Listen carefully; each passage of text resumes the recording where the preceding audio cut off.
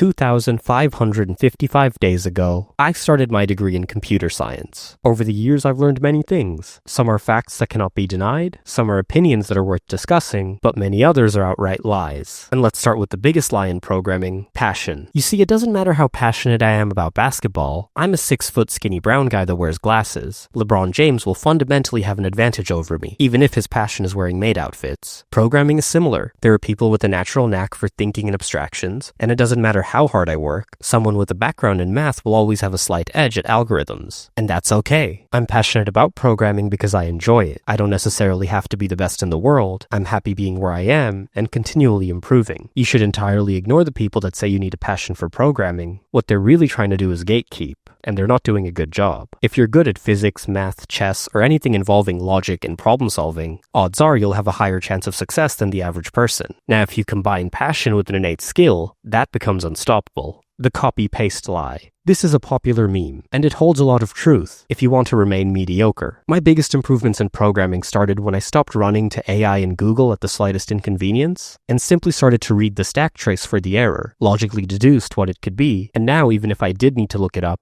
I know exactly what I'm looking for, instead of opening a million tabs, or having a 2-hour prompt session. Copy-paste and inshallah isn't a good software building methodology. It's called vibe coding and a recipe for poor performance. Linear progress. For a very long time, I held this idea that the more time I spend programming, the better I'll get. You see, that's a lie. Programming is very weird. You can have 5 years of experience and still be pretty bad. That's because if you spent 5 years just making forms and did nothing that challenged you, then you fundamentally haven't learned anything. What programmers often get wrong is that they think progress is linear. You won't spend X amount of hours on Y programming language and know every feature, and finally become a master. Knowledge acquisition in programming is more like a network graph, where you'll gain understanding in various topics over time through experience and most importantly, exposure. You can't just lock in, grind Java for 6 months, and then come out a master. The more practical outcome is that you end up saying enterprise grade in every conversation. Optimization. I'm not talking about optimization in the way it's conventionally understood. We all know by now that your app with 4 users doesn't need Kubernetes. What I will talk about is developer environment optimization. While it is fun and can have awesome productivity gains, using a split ortholinear ergonomic keyboard while using Ghosty and custom Vim key bindings on degoogled Chromium will not make you a better developer. You can and potentially will get outperformed by a stock terminal MacBook using Andy. The only true way to become a better developer is to learn Holy C and develop your own operating system, but that's a separate conversation.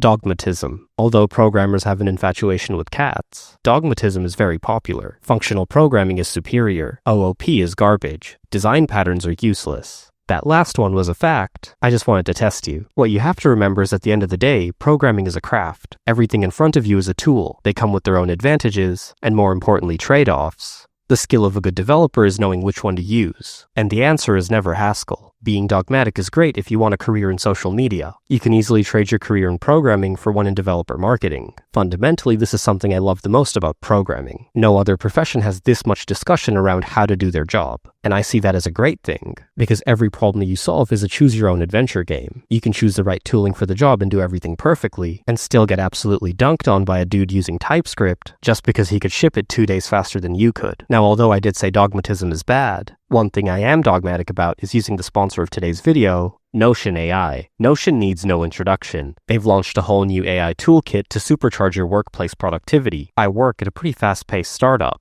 where documentation can get out of hand very quick, which is why I love Notion's enterprise search feature. Now I don't have to wait around anymore for my colleagues to get back to me when I have a question. Their enterprise search feature can also sift through PDFs and uses internally verified sources of information. Plus, their new AI Home feature is a lifesaver. You can chat with the latest models from OpenAI and Anthropic directly from Notion. It's a centralized location for me to search, research, and build from just one location. Notion has saved me so much time with the new AI tools. I can finally spend more time shipping features and fixing bugs, rather than going through documentation mindlessly or waiting for responses from my coworkers. Your team can get unlimited access to Notion AI. It's included in Notion Business and Enterprise plans. Get started with Notion AI by clicking the link in the description. Thank you so much to Notion for sponsoring this video, and thank you for your time. I am Big Box.